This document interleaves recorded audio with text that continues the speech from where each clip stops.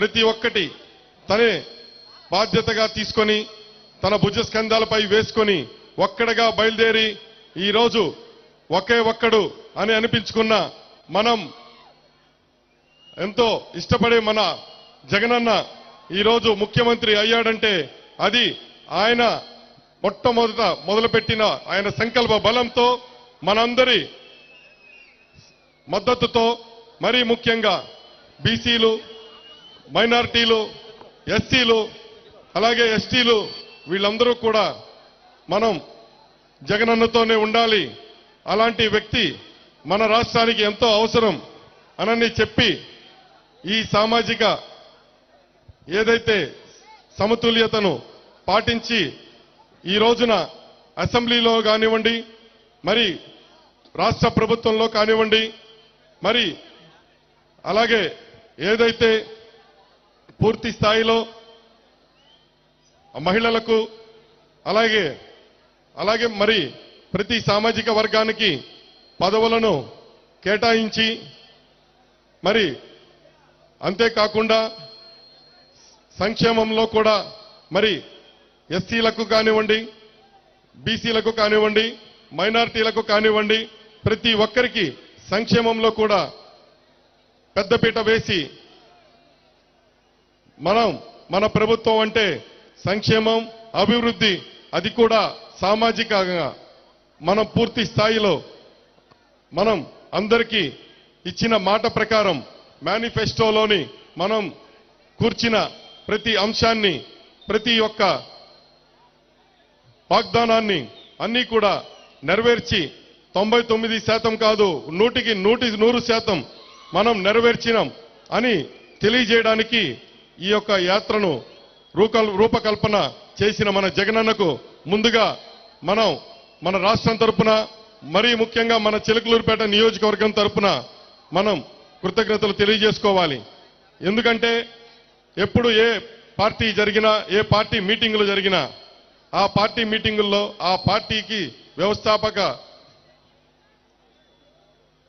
అధ్యక్షులు, ముఖ్యమంత్రి ఎవరైతే వారి సామాజిక వర్గానికి సంబంధించిన వారే పూర్తిగా ఏదైతే ఆ డయాస్ ను కూర్చొని ఉంటారో, మరి మన ప్రభుత్వంలో ఏ డయాస్ చూసినా, ఎటువంటి కార్యక్రమాన్ని చూసినా ముందుగా మన జగనన్నకు వచ్చే ఒకే ఒక్క మాట, అందరూ నా వాళ్లే, కులం చూడం, మతం చూడం, ప్రతి ఒక్కరి అభివృద్ధే మా తండ్రి బాట కన్నా ఎక్కువగా అతిపెద్ద బాటను తయారు చేసి మా తండ్రికి తగ్గ తనయుడు నన్ను అనిపించుకోవాలని ఎంతో తన ప్రాణాలైనా సరే ప్రజల కోసం అర్పించే మన జగనన్న కోసం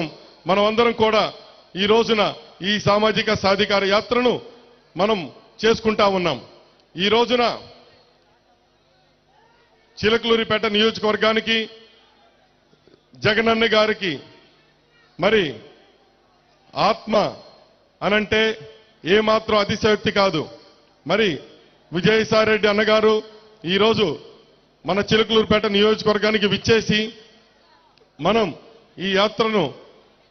సఫలీకృతంగా చేసుకునేదానికి మరి ఆయన వంతు ఆయన ఇక్కడ చేయవలసిన కార్యక్రమాలు, రేపు మన పార్టీ ఇక్కడ గెలవడానికి మరి తిరిగి జగనన్నను మన ముఖ్యమంత్రిని చేసుకోవడానికి మనందరం చేయవలసిన కార్యక్రమాలను ఆయన మనందరికీ దిశానిర్దేశాన్ని చేస్తూ మనందరినీ ఇక్కడ ఇంత కన్నుల పండుగగా రేపు ఎన్నికలకు పోబో ముందు ఇంత ఒక భారీ బహిరంగ సభను ఏర్పాటు చేసుకునేదానికి ఈరోజు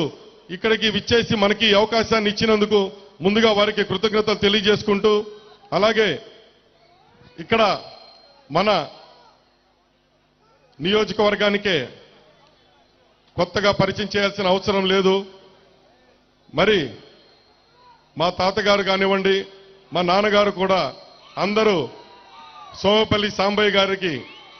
ప్రథమ శిష్యులుగా ఆ రోజు నుండి ఆ కుటుంబంతోనే ప్రయాణం చేస్తూ ఎంతో దగ్గరగా ఉంటూ మరి ఆ కుటుంబం నుండి గత 25 సంవత్సరాలుగా మరి ఎవరు మరి రాజశేఖర్ గారు ఎవరైతే ప్రతి ఒక్కరి గుండెల్లో, ప్రతి ఒక్కరి ఇదిలో సోంపల్లి సాంబయ్య గారి ముద్రని చెరగనివ్వకుండా పట్టుకొని వస్తున్న మన మర్రి రాజశేఖర్ గారు ఈరోజు ముఖ్యంగా ముందుగానే చెబుతా ఉన్నాను, బీసీలు, ఎస్సీలు, ఎస్టీలు, మైనారిటీలు మాత్రమే సభపై కూర్చోవాలన్న మన పార్టీ సంకల్పాన్ని పాటిస్తూ మర్రి రాజశేఖర్ గారు కింద కూర్చొని ఉన్నారు తప్ప ఇంకొక ఉద్దేశం కాదు. మనం అందరం కూడా వారి అభిమానులమే. మరి అలాగే ఇంకొకటి, ఇక్కడికి విచ్చేసిన మన పిండెల్లి వెంకటరామరెడ్డి అన్న, మన రాష్ట్ర విభజన అధ్యక్షులు, మరి అలాగే కాబోయే ఎంతో పెద్ద పదవులను అధిరోహించాలని మనం కోరుకుంటూ, మరి అలాగే ఇక్కడ ఈ రోజున వేదికను అలంకరించిన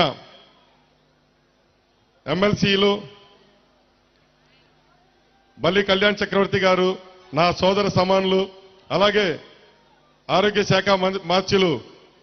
ప్రత్యేకంగా చెప్పుకోనవసరం లేదు, మేమంతా ఒకే కుటుంబం. మా కుటుంబంలో 2019లో మేమందరం కలిసి ఈరోజు ఇక్కడ నుంచుని ఉన్నామంటే మేమందరం కలిసి వచ్చినప్పుడు మాకు మీరు ఈ నియోజకవర్గం తరపున మర్రి రాజశేఖర్ గారు ఆ రోజున, మరి అలాగే తిరిగి ఇక్కడున్న కార్యకర్తలు, అభిమానులు, నాయకులు అందరూ చేసిన సహాయ సహకారాలే ఈరోజు మేమందరం ఇక్కడ నుంచుని ఉన్నామంటే. మరి అలాగే ముస్తఫా అన్నగారు మన గుంటూరు తూర్పు నియోజకవర్గం, మరి అలాగే తర్వాత మన ఎమ్మెల్సీ యేసురత్నం అన్నగారికి, మరి అలాగే ఎమ్మెల్సీ రవికుమార్ అన్నగారికి, మరి అలానే నాగార్జున యాదవ్ అన్నగారికి, మరి మన చైర్మన్ రఫాని అన్నగారు కూడా, వారిని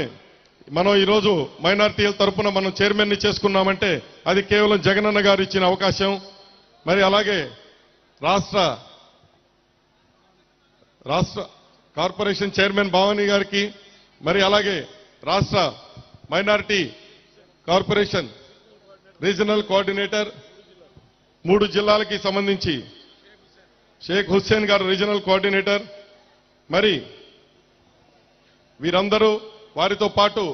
వేదికపై ఆసీనులైన మా నాన్నగారి స్నేహితులు, మా నాన్నగారి చిన్ననాటి స్నేహితులైన వారందరూ కూడా, మరి సీనియర్ నాయకులు అందరూ, ప్రతి ఒక్కరికి పేరు పేరున, ఎందుకంటే దాదాపు 15 మంది ఉన్నారు నాన్నగారి స్నేహితులు ఇక్కడ, అందరి పేర్లు చెప్తా ఉంటే సభ్య మొత్తం వృధా చేసిన వాడిని అవుతాను. అందుకని ప్రతి ఒక్కరికి పేరు పేరున నా నమస్కారాలు తెలియజేసుకుంటా ఉన్నాను.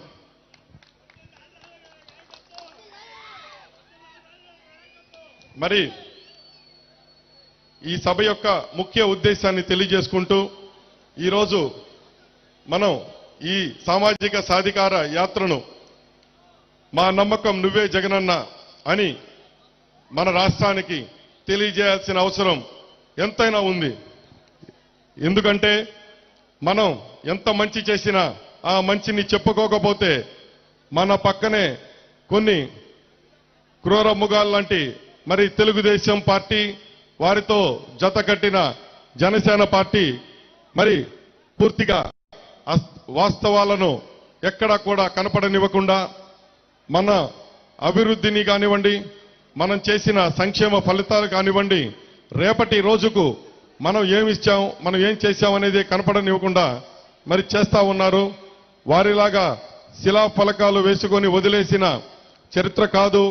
5 సంవత్సరాలలో జగన్మోహన్ రెడ్డి గారు ఏదైతే తలపెట్టారో ప్రతి ఒక్క కార్యక్రమాన్ని పూర్తి చేస్తూ, మరి మన నియోజకవర్గంలో కూడా ఎన్నో అభివృద్ధి కార్యక్రమాలను పూర్తి చేస్తూ, మరి ఈ రోజుకి అభివృద్ధి కార్యక్రమాలతో పాటు ముఖ్యంగా ముస్లిం కమ్యూనిటీకి, మరి అలాగే మన ఎస్సీ కమ్యూనిటీకి ఎన్నో పదవులను ప్రత్యేకంగా ఈ గత కాలంలో మన మంత్రి గారి సారథ్యంలో, అలాగే మన పెద్దలు రాజశేఖర్ గారి ఆశీస్సులతో ప్రతి ఒక్కటిని పూర్తి చేసుకుంటూ మనం మరి మహిళలకి, మరి అలాగే సంక్షేమంలో అతిపెద్ద పెద్దపీటను వేస్తూ మనం చేసిన అభివృద్ధిని తెలియజేసుకోవడమే ముఖ్య అజెండాగా ఈ సామాజిక సాధికార యాత్రను మనం చేసుకుంటా ఉన్నాం. ఈ రోజున సామాజిక సాధికార యాత్రలో మన నియోజకవర్గానికి, ముఖ్యంగా మరి మన పట్టణానికి మనం తెలియజేయాలనుకుంటున్న పాయింట్లు చెప్పుకుంటే వాస్తవంగా జగనన్న కాలనీ, అది కాలనీ కాదు ఊళ్ళు అని చెప్పుకోవచ్చు. ఎందుకంటే జగనన్న కాలనీలను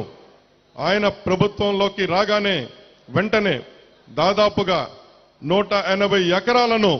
తీసుకొని ఒకే చోట ఒక పెద్ద ఊరిని ఆయన నిర్మించి ప్రతి ఒక్కరికి ప్లాట్లను ఇచ్చి ఆ ప్లాట్లను కూడా అందరూ నిర్మించుకునే దానికి క్రమక్రమంగా ప్రతి ఒక్క ఇంటిని పూర్తి చేసుకునే దానికి మరి ఈ రోజున రాష్ట్ర వ్యాప్తంగా నిర్మించిన ఈ యొక్క పథకంలో భాగంగా మన చిలుకలూరుపేట నియోజకవర్గంలో 180 ఎకరాలను ప్రతి ఒక్కరికి ఎక్కడ నాకు లేదు, నాకు ఇల్లు లేదు అనడానికి లేకుండా ఇవ్వడం జరిగింది. ఎవరైతే అద్దె నివాసాల్లో నివసిస్తున్నారో వారందరూ కూడా ప్రతి ఒక్కరూ వాటిలో ఇళ్లను పూర్తి చేసుకుని త్వరలోనే ఆ ఇళ్లలో మనం రేపు ఆ ఇళ్లలో ఉంటున్నప్పుడు కూడా మనకి గుర్తు రావాల్సిన వ్యక్తి జగన్మోహన్ రెడ్డి గారు. అలాగే గత ప్రభుత్వంలో టిడ్కో ఇళ్లను కేంద్ర ప్రభుత్వం నిర్మాణం చేసి ఇస్తే ఇది మాది అని చెప్పి ఆ ప్రభుత్వం ఏదైతే ఆ పచ్చ ప్రభుత్వం ప్రతిదీ ఆ కేంద్ర ప్రభుత్వానికి పేరుకు ముందు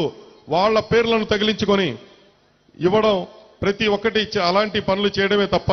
ఆ టిడ్కో ఇళ్లకి సంబంధించి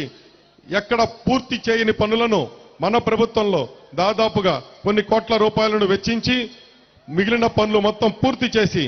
రూపాయితోనే కేవలం అందరికీ ఎవరైతే అక్కడ ఆ రోజున రిజిస్ట్రేషన్ చేయించుకున్న వారు ఉన్నారో వారందరికీ ఇవ్వడం జరిగింది. రూపాయితో కేవలం టిడ్కో ఇళ్లను రిజిస్ట్రేషన్ చేసి ఇవ్వడం జరిగింది. పూర్తిగా వాటిని కూడా అందరికీ అందజేసే కార్యక్రమంలోనే మన ప్రభుత్వం ఉంది. మరి ఈ రెండు పెద్ద ప్రాజెక్టులే కాదు, మరి ఇంకా చెబితే మరి నాడు నేడు కింద మన నియోజకవర్గంలోని పాఠశాలలో చదువుకునే విద్యార్థులను ఎంతో మందిని మరి ఈ రోజున ప్రతి ఒక్కరిని బడికి వెళ్లాల్సింది బడి యొక్క ముఖ్యతను తెలియజేసి చదువుకు యొక్క ప్రాముఖ్యతను అందరికీ వివరిస్తూ మరి జగనన్న గారి ప్రభుత్వంలో తీసుకున్న అతిపెద్ద మార్పు. ఆ రోజుల్లో స్కూల్ ఎప్పుడు పడిపోతుందో తెలియదు. కొన్ని గ్రామాల్లో మీరు చూసే ఉంటారు. మరి ఈ రోజున ఎక్కడా కూడా స్కూళ్లు మనకి ఒక ఆహ్లాదకరమైన ఒక వాతావరణాన్ని తయారు చేసి మరి అక్కడ ప్రతి ఒక్కటి కూడా ఇంటర్నెట్ సౌకర్యంతో మన విద్యార్థులు చదువుకునే దానికి విద్యార్థులు చిన్నపిల్లలకు కావాల్సిన అవసరాలన్నీ కూడా అక్కడ మొత్తం పొందుపరిచి ప్రతి ఒక్కటి కూడా ఇవ్వడం జరిగింది. మరి తర్వాత అలానే చూస్తే మనం నాడు నేడు తర్వాత వైద్య రంగంలో 100 బెడ్డెడ్ హాస్పిటల్ని మరి ఎప్పుడు ప్రతిసారి ఆ రోజున సోమవారం పోలవరం అని చెప్పి రాష్ట్రంలో జరగని పనిని ప్రతిరోజు సోమవారం పనిచేస్తూ వదిలేసిన ఆ ప్రభుత్వం, అలాగే మన నియోజకవర్గంలో ఆ రోజునున్న పెద్ద మనిషి ఏదైతే 100 బెడ్డెడ్ హాస్పిటల్ అని చెప్పుకోవడమే తప్ప ఎక్కడా కూడా అది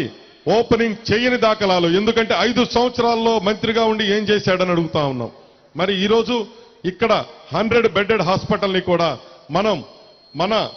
మా వదినమ్మ సారథ్యంలోనూ మరి రాజశేఖర్ గారి ఆశీస్సులతో మరి అలానే జగనన్న గారు ఇచ్చిన మనకి అవకాశం ఆ హాస్పిటల్ని పూర్తి చేసుకున్నాం. ఈరోజు మరి 100 బెడ్డెడ్ హాస్పిటల్ వల్ల మనం ఎవరం కూడా నర్సరావుపేటకి కానీ గుంటూరుకి కానీ వెళ్లాల్సిన అవసరం లేకుండా ఇక్కడే మనకి ప్రతి ఒక్కరం వైద్యాన్ని అందించుకుంటా ఉన్నాం. మరి అలాగే మనకి ఇంకా మన నియోజకవర్గానికి ఉపయోగపడే కార్యక్రమాలలో ఆటో నగర్ అనే దాన్ని పూర్తి స్థాయిలో మీ అందరికీ వివరంగా మేము రాబో 2-3 రోజుల్లో కూడా ఆ పూర్తి స్థాయిలో చేసిన కార్యక్రమాలని సభను పెట్టి ఆటో నగర్ లబ్ధిదారులకు ఎంతవరకు ఆటో నగర్ నిర్మాణం పూర్తయింది, గత ప్రభుత్వంలో ఎందుకు అవ్వలేదు, ఈ ప్రభుత్వంలో ఎందుకు అయింది, ఆ తేడాను వివరించి మేము ఆ ఆటో నగర్ ప్లాట్లను కూడా ఖచ్చితంగా మన లబ్ధిదారులకు మన మెకానిక్ సోదరులకు ఇచ్చి మనం ఎన్నికలకు వెళ్లే ముందు తీరుతామని ఖచ్చితంగా మేమందరం తెలియజేసుకుంటా ఉన్నాం.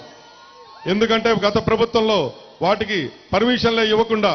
వాళ్ళ కాంట్రాక్టర్ల లబ్ధి కోసం రోడ్లు వేసి వదిలేశారే తప్ప ఎక్కడా కూడా ఒక్క ప్లాట్ కూడా మనకి ఏపీఐఐసిసిలో మరి కనీసం పర్మిషన్ అనేది లేదు. ఈ రోజున ఆ పర్మిషన్ను మన సామాజిక మరి రాజశేఖర్ గారి ఆశీస్సులతో మరి అలాగే మన రజనమ్మ గారు వారు చేసిన కృషి వల్ల వచ్చిన ఆటో నగర్ని ఈ రోజున మీ అందరి ముందు తెలియజేస్తా ఉన్నాను. రాబో రోజుల్లో మరి మనం ఇంకా ఏవైతే ఇంకా కార్యక్రమాలు ఉన్నాయో మనం చేయాల్సిన పనులు ఇంకా మన పట్టణానికి కానీ మన ప్రాంతానికి కానీ ఏవైతే పెండింగ్ లో ఉన్న ప్రతి దానిని ఈ రోజునే మనం అన్నిటిని కూడా ఆల్రెడీ జగన్మోహన్ రెడ్డి గారి సారథ్యంలో మరి వాటర్ పైప్ లైన్ ని అమృత్ పథకం కింద ఆల్రెడీ శాంక్షన్ చేయించుకోవడం జరిగింది. రేపటిని ఈ రోజే ముందు చూపుతో చూసి ఎవరికి మంచినీటి చెరువులోని ఇబ్బందులే లేకుండా మంచి నీళ్ళు అనేది ఎంత మనకి ముఖ్యమో మీ అందరికీ తెలుసు. మరి ఆ మంచినీటిని మన చెరువులు డైరెక్ట్ గా సాగర్ కెనాల్ నుండి వచ్చి మన సాగర్ నుండి మన చెరువులకు పట్టణంలో అలానే మనకున్న మండలాలు మరి రూరల్ ప్రాంతంలో కూడా చెరువులను నింపుకునేదానికి పైప్ లైన్ ప్రాజెక్టును మరి శాంక్షన్ చేయించుకున్నామంటే అది కేవలం జగన్మోహన్ రెడ్డి గారు ఇచ్చిన ఏకైక అతిపెద్ద ప్రాజెక్టు మన చిలకలూరుపేటకి 70 కోట్ల పైచిలుకు ప్రాజెక్ట్ అని తెలియజేస్తా ఉన్నాను. మరి ఇన్ని కార్యక్రమాలు చేస్తా ఉంటే ఎక్కడా కూడా ప్రతిపక్షానికి కనీసం మనం చేసిన కార్యక్రమాలు ఏవి కనపడవు. వారికి కావలసిందల్లా మనం ఎప్పుడు వారిని ఏ చిన్నది దొరుకుతుంది మనం వాటిని వేలెత్తి చూపించాలి అదే పని తప్ప వారు ప్రభుత్వంలో ఉన్నప్పుడు పెన్షన్ కావాలి అంటే జన్మభూమి కమిటీల దగ్గరకు వెళ్లి